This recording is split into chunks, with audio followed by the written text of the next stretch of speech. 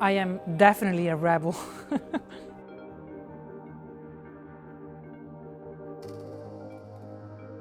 Always have been. Absolutely. And proud to be.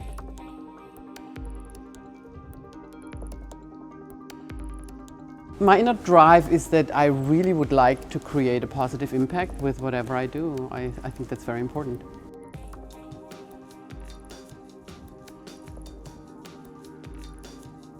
I think today in this competitive environment you cannot play it safe.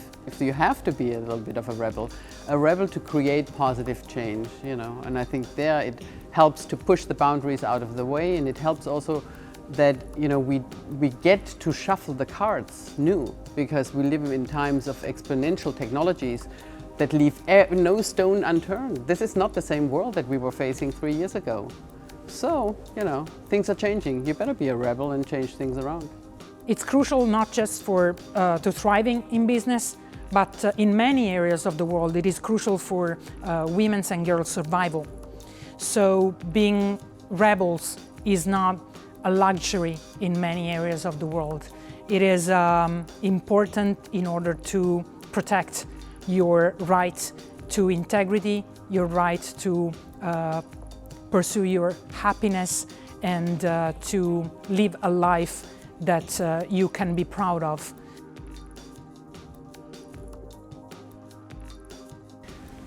To make progress, I think you have to first of all recognize that things have to change. So an openness of mind to understand that how you got here to this stage won't get you to the next stage, and then you can think about how you're going to do it differently.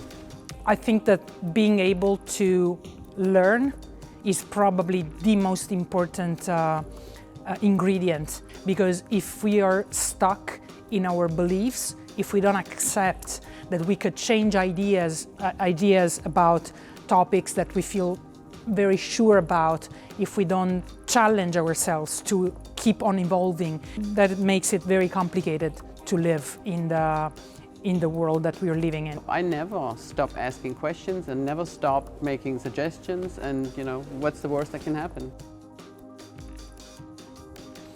It takes a very healthy amount of not caring what other people think. When we think about leadership, I think we all fundamentally have to challenge our beliefs of what leadership looks like.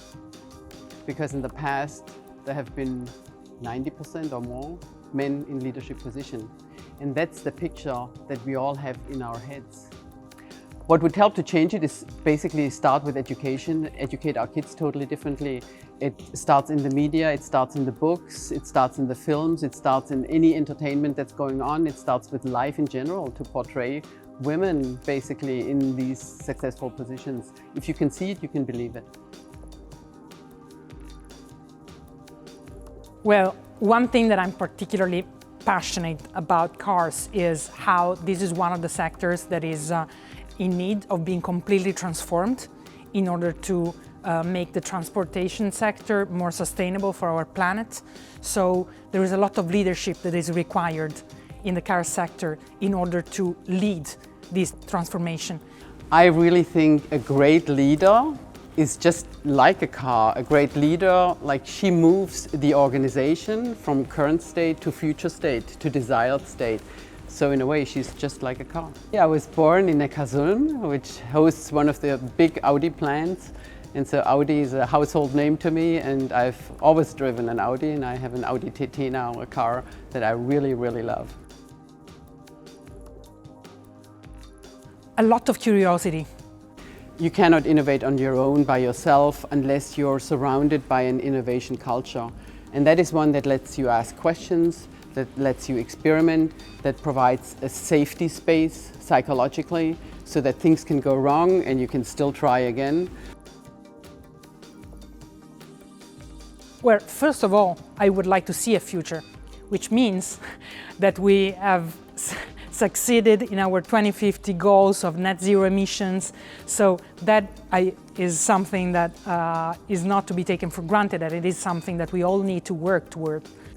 The future I want to see really embraces, first of all, of course, sustainability, because if we don't do that, we are not going to have a future. Let's put it this way.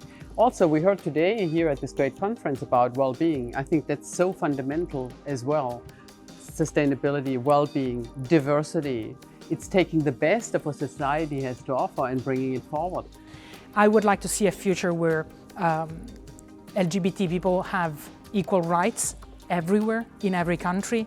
I would like to see a world where we have finally started to deal with our racist views on society.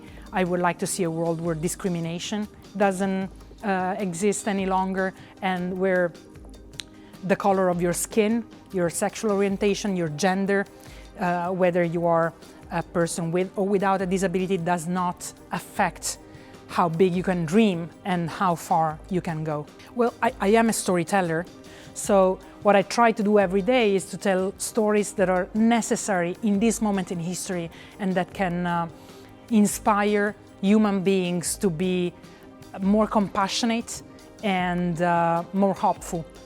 We are at a junction point in history like we've never seen before. There has been a democratization of access to education, to health, to information like we've never had before. We have it all at our fingertips. It depends what we're making of it. So if all of us recognize this as a chance to get involved and to help build a completely different society, this is the time to do it. Yeah, I'm excited about that.